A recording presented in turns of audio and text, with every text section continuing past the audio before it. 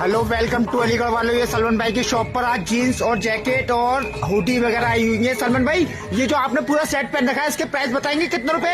एक जैकेट एक जींस जी। 800 रुपए में मिलेगा भाई तुम्हें, ठीक है भाई। 3 आइटम 800 रुपए के, ठीक है। देखो। एक जैकेट एक जींस एक व्हाइट ये, ठीक है भाई। ओके ओके दोस्तों, कलर डिजाइन इसमें काफी मिलेंगे। और जो सलमान भाई ने जीन्स और जैकेट पहन रखी है और इसके साथ एक हुडी या फिर आपको स्वेटर कुछ भी ले सकते हैं। 800 रुपए में सिर्फ 3 पीसेज हैं। कलर डिजाइन इसमें काफी मिलेंगे, साइज सारा अवेलेबल है।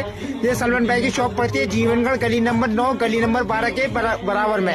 800 रुपए में भाई 3 पीस लेकर जाए भाई, ठीक है भाई। देखें, जो सलमान भाई ने कॉम्बो पहन रखा है, इस तरह के आइटम आपको कलर डिजाइन और मिलेंगे। और जो सलमान भाई खोलकर दिखा रहे हैं, ये भी मिलेंगे। सारे स्ट्रेट बॉटम की जींस है। आप एक बार शॉप पर विजिट करें, सलमान भाई का कॉन्टेक्ट नंबर देंगे। दोस्तों एक बार जरूर लाइक और फॉलो कमेंट करें। देखते रहिए डिजाइन आप, और दिखाइए सलमान भाई।